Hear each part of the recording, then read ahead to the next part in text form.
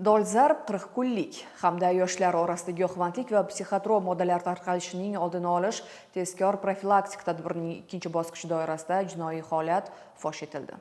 Andijon viloyati Ichki ishlar boshqarmasi, tezkor qidiruv xizmati hamda davlat xavfsizlik xizmatining viloyat bo'yicha boshqarmasi xodimlari hamkorligida navbatdagi jinoiy holat fosh etildi. Olib borilgan tezkor tadbirlar davomida Andijon shahrining O'zbegim mahallasi hududida noqonuniy tashkil etilgan dori vositalarining g'ayriqonuniy savdosi bilan shug'ullanib kelgan 2004-yilda tug'ilgan ayol xolis xaridorga 4 dona Regapen nomli kuchli ta'sir etuvchi dori vositasini 250 ming so'm evaziga sotgan vaqtida ashyoviy dalillar bilan qo'lga olindi. Tezkor tadbir davom ettirilib, gumonlanuvchining vaqtincha yashab kelgan manzili Xo'jaobod tumani Mustaqillikning 27 yilligi mahallasidagi uy ko'zdan kechirildi. Natijada u yerdan jami 300 dona Tropikamid hamda 198 dona Regapen nomli kuchli ta'sir etuvchi dori vositalari noqonuniy ravishda saqlanayotgani aniqlandi va belgilangan tartibda daliliy ashyo sifatida olib qo'yildi.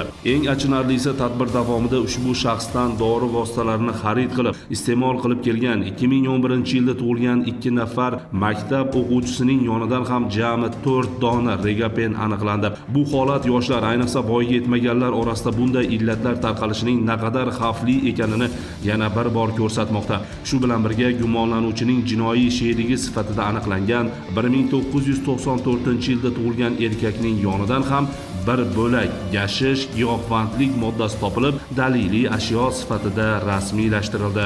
Mazkur holatlar yuzasidan 2004-yilda tug'ilgan ayolga nisbatan O'zbekiston Respublikasi Jinoyat kodeksining 251 prim 1-moddasi 4-qismi, 1994-yilda tug'ilgan erkakka nisbatan esa Jinoyat kodeksining 273-moddasi 2-qismi bilan jinoyat ishi qo'zg'atilib, hozirgi kunda tergov harakatlari olib borilmoqda. Qayd etish joizki, bunday jinoyatlarga qarshi kurashish nafaqat huquqni muhofaza qiluvchi organlar, balki butun jamiyatning hamkorligini talab etadi. Yoshlarimizni turli yot illatlardan asrash, ularning sog'lom va barkamol avlod bo'lib kamol topishini ta'minlash barchamizning ustuvor vazifamizdir. Andijon viloyatida giyohvandlikka qarshi ayovsiz kurash tadbirlari esa davom etmoqda.